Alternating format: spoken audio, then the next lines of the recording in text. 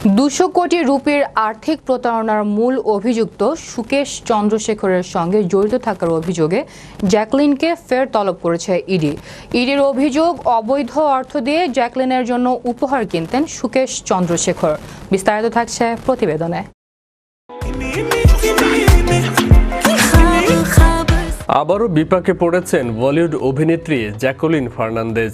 200 কোটি রুপির আর্থিক প্রতারণার মামলায় মূল অভিযুক্ত সুকেশ চন্দ্রশেখরের সঙ্গে জড়িত থাকার অভিযোগে জ্যাকলিনকে ফের তলব করেছে এনফোর্সমেন্ট ডিরেক্টরেট ইডি।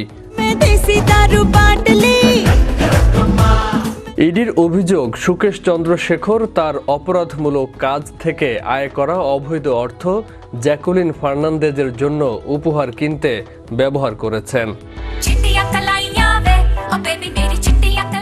তদন্তকারীদের দাবি, জ্যাকলিন ফার্নান্দেজ সুকেশ চন্দ্রশেখরের ফৌজদারি মামলায় জড়িত থাকার কথা জানতেন। সুকেশ যে বিবাহিত ছিলেন, জ্যাকলিন সে কথাও জানতেন। তারপরেও জ্যাকলিন সুকেশের সঙ্গে আর্থিক লেনদেন করেছিলেন।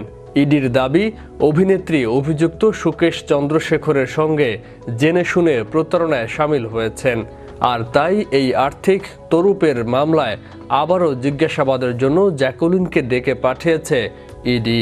বুধবার এ মামলায় জ্যাকলিনকে জিজ্ঞাসাবাদ করে ইডি। প্রসঙ্গত, এর আগে ইডি আদালতকে জানিয়েছিল জ্যাকলিন ফার্নান্দেজ কখনোই সুকেশ চন্দ্রশেখরের সঙ্গে হওয়া আর্থিক লেনদেনের সত্যতা প্রকাশ করেননি। বরাবরই এই তথ্য গোপন করেছেন এই অভিনেত্রী। জ্যাকলিন ফার্নান্দেজ সুকেশ চন্দ্রশেখরকে গ্রেফতার করার পর নিজের মোবাইল ফোন থেকে সম্পূর্ণ ডেটা মুছে ফেলেছেন, যার অর্থ প্রমাণ নষ্ট করা। তিনি তার সহকর্মীদেরও নির্দেশ দিয়েছিলেন প্রমাণ নষ্ট করার। এর আগে ইডি আরও জানিয়েছিল, জ্যাকলিন সুকেশের কাছ থেকে শুধু 5,71,11,942 রুপির উপহারই নেননি, সঙ্গে 2টি বিদেশি ব্যাংক অ্যাকাউন্ট যা তার ভাই ও বোনের, সেখানেও ডলার স্থানান্তর করার জন্য অনুরোধ করেছিলেন। হলফনামায় বলা হয়, অভিনেত্রী ইচ্ছাকৃতভাবে নিজের বক্তব্য রেকর্ড করার সময় নিজ থেকে ভুল তথ্য পেশ করে আসছিলেন, যাতে তদন্তকে বিভ্রান্ত করা যায়।